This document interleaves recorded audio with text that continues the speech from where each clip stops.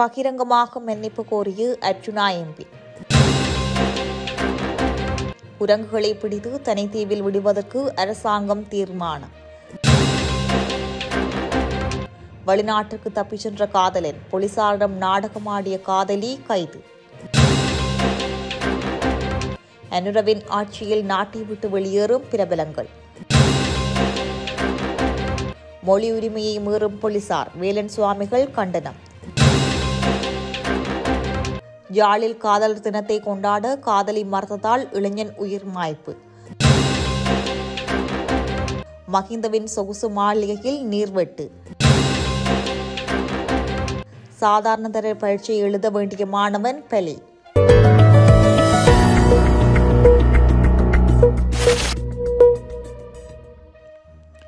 முன்னாள் ஜனாதிபதி மஹிந்த ராஜபக்சவின் அதிகாரப்பூர்வ விஜயராம இல்லத்தின் ஒரு பகுதியில் பாதுகாப்பு படையினர் நிறுத்தப்பட்டுள்ள பகுதியில் நீர் விநியோகம் துண்டிக்கப்பட்டுள்ளது. ரூபாய் 4,29,000 நீர்க்கட்டணங்கள் செலுத்தப்படாததால் இந்த இணைப்பு துண்டிக்கப்பட்டுள்ளதாக அதிகாரிகள் உறுதிப்படுத்தியுள்ளனர். அரசியலமைப்பில் குறிப்பிடப்பட்டுள்ளபடி முன்னாள் ஜனாதிபதிக்கு வழங்கப்படும் சலுகைகளில் ஒன்றான இந்த தொகையை ஜனாதிபதி செயலகம் செலுத்த வேண்டும். முன்னாள் ஜனாதிபதியின் பாதுகாப்பு அரசாங்கத்தால் ஒதுக்கப்படுவதால் தண்ணீர் மற்றும் மின்சாரம் உட்பட அத்தகைய அனைத்து கட்டணங்களுக்கும் பணம் செலுத்துவது அரசின் பொறுப்பாகும் என்று முன்னாள் ஜனாதிபதி மஹிந்த ராஜபக்சவின் செய்தி தொடர்பாளர் மனோஜ் கமகே தெரிவித்துள்ளார். முன்னாள் ஜனாதிபதி வசிக்கும் பகுதிக்கான நீர் விநியோகம் பாதிக்கப்படாமல் இருப்பதாக நீர்வளங்கள் வடிகாலமைப்பு சபையின் செய்தி தொடர்பாளர் ஒருவர் தெரிவித்துள்ளார்.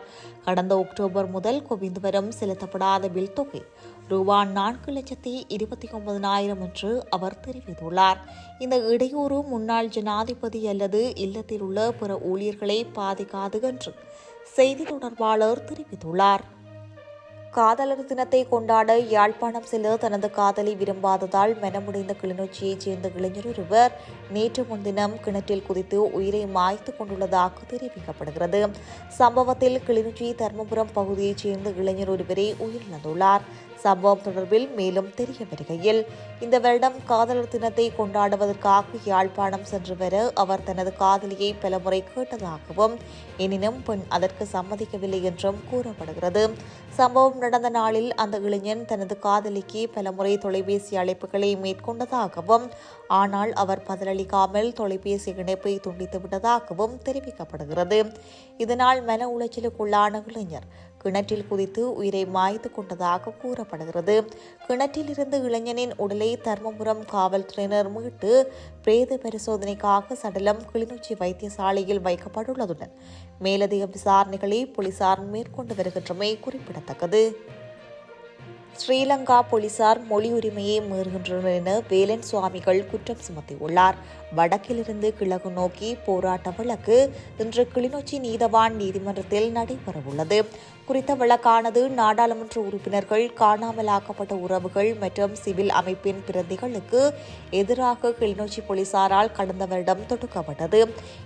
இந்த நிலையில் ஸ்ரீலங்கா போலீசார் சிங்கள மொழியில் இவ்வழக்கு அறிவித்தலை தனக்கு வழங்கியுள்ளமை மூலம் மொழி உரிமையை முற்றாக மறுக்கப்பட்டுள்ளதாகவும் அதனை வெண்மையாக கண்டிப்பதாகவும் பொத்துவில் தொடக்கம் பொலிகண்டி வரை மக்கள் பேரெழுச்சி இயக்கத்தின் தலைமை ஒருங்கிணைப்பாளர் வேலன் சுவாமிகள் தெரிவித்துள்ளார். துபாய்க்கு T-56 ரக துப்பாக்கியுடன் தப்பிச் சென்ற போலீஸ் கான்ஸ்டபிளின் காதலியான நடன ஆசிரியை ஒருவர் கைது செய்யப்பட்டுள்ளார். சந்தேக நபர் ஒரு இரவு விடுதியில் நடனமாடும் போது போலீஸ் கான்ஸ்டபிளை சந்தித்ததாகவும் அவருடன் காதலுறவு கொண்டிருந்ததாகவும் தெரியவந்துள்ளது. தப்பியோடிய கான்ஸ்டபிளை பற்றி விசாரணை நடைபெற்றுக் கொண்டிருந்த நிலையில் நோய்வாய்ப்பட்டிருப்பதாக பாசாங்கு செய்த நடன ஆசிரியை மருத்துவமனையில் அனுமதிக்கப்பட்டுள்ளார். ஆனால் மருத்துவமனை அவருக்கு எந்த பாதிப்பும் இல்லை என வைத்தியர்கள் தெரிவித்துள்ளனர். இதனையடுத்து அவர் உடனடியாக கைது செய்யப்பட்டுள்ளார். சர்ச்சைக்குரிய கான்ஸ்டபிள் துப்பாக்கியுடன் கடமைக்கு செல்லவில்லை, மாறாக நடன ஆசிரியர் தங்கியிருந்த வீட்டிற்கு சென்று பின்னர் வாடகைக்கு எடுக்கப்பட்ட வேனில் கட்டுநாயக்க விமான நிலையத்துக்கு சென்றதாக தெரியவந்துள்ளது. அவர் துபாய்க்கு தப்பிச் சென்ற நிலையில் கட்டுநாயக்க விமான நிலையத்தில் தோட்டா ஒன்று கண்டுபிடிக்கப்பட்டுள்ளமை குறிப்பிடத்தக்கது. யாழ்ப்பாணம் தனியார் உணவகம் ஒன்றில் இடம்பெற்ற தாக்குதல் சம்பவத்திற்காக நாடாளுமன்ற உறுப்பினர் ராமநாதன் அர்ஜுனா பகிரங்கமாக மன்னிப்பு கோரியுள்ளார். சம்பவம் தொடர்பில் தனது முகப்புத்தக பதிவில், என் வாழ்க்கையில் யாருடனும் வம்பு சண்டைக்கு போனதில்லை. துஷ்டனை கண்டால் தூர விலகு என்று என் தந்தை தெளிவாக சொல்லி தந்திருக்கிறார். கடந்த சம்பவம் ஒரு துன்பியல் சம்பவம். ஒரு பாராளுமன்ற உறுப்பினராக என்பதை விட ஒரு வைத்தியராக மனதிற்குள் ஒரு ஆழமான கவலையை உண்டாக்கி இருக்கிறது. காயங்களுக்கு மருந்திடும் கைகளால் காயத்தினை ஏற்படுத்தி இருக்கின்றேன். ஒரு பெண்ணை இழிவுபடுத்தி காவாலித்தனம் செய்யும் போது பொறுமையும் ஒரு தடவை செத்து போய்விடுகிறது.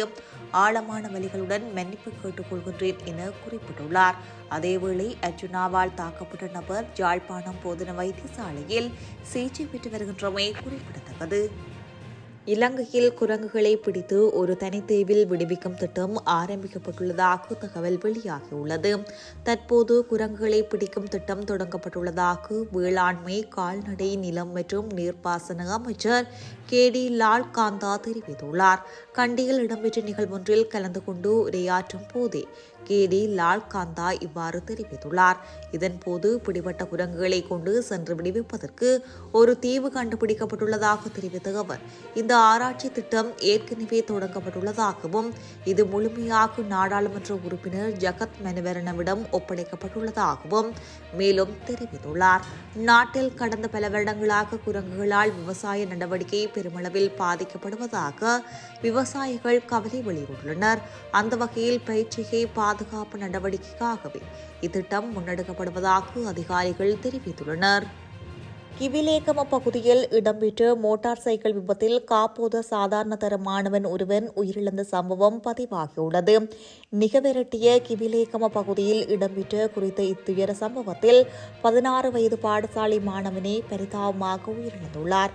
போலீஸ் தரப்பில் வழங்கப்பட்ட தகவலின்படி விபத்து மோட்டார் சைக்கிள் கவிழ்ந்ததில் ஏற்பட்டதாகவும் உயிரிழந்த மாணவன் தும்முள்ள மகா வித்தியாலயத்தில் தரம் 11 கல்வி கற்கும் நிம்சாரா அபிமான் என அடையாளம் காணப்பட்டுள்ளதாகவும் தெரிவிக்கப்பட்டுள்ளது.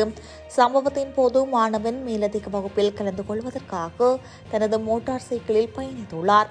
வேக கட்டுப்பாட்டை இழந்ததால் அவர் சாலை தவறி விலகிச் சென்று மோட்டார் சைக்கிள் கவிழ்ந்துள்ளதாக விசாரணைகள் மூலம் தெரியவந்துள்ளது. இந்த மாணவன் இந்த ஆண்டு நடைபெறவுள்ள காப்போத சாதாரண தர பரீட்சைக்கு தயாராகி வந்தார் என்பது குறிப்பிடத்தக்கது. விபத்தில் உயிரிழந்த மாணவனின் உடல் மீதான பிரேத பரிசோதனை நிக்கவெரட்டிய பிரதேச மரண விசாரணை அதிகாரி ரஞ்சித் தர்மஸ்ரீயினால் நிக்கவெரட்டிய ஆதார மருத்துவமனையில் மேற்கொள்ளப்பட்டுள்ளது.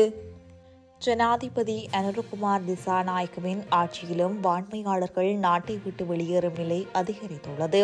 தங்களுக்கான எதிர்காலம் இந்த நாட்டில் இல்லை என எண்ணும் மருத்துவர்கள் உள்ளிட்ட வான்மையாளர்கள் நாட்டை விட்டு வெளியேற விரும்புகின்றனர். இதனாலேயே கடவுச்சீட்டு காரியாலயங்களில் பெரும் கூட்டம் காணப்படுகிறது. நாட்டின் பொருளாதாரம் தொடர்ந்தும் இவ்வாறான நிலையில் இருக்குமாயின் இலங்கை முதியவர்களை மட்டுமே கொண்ட நாடாக மாற வாய்ப்புள்ளது.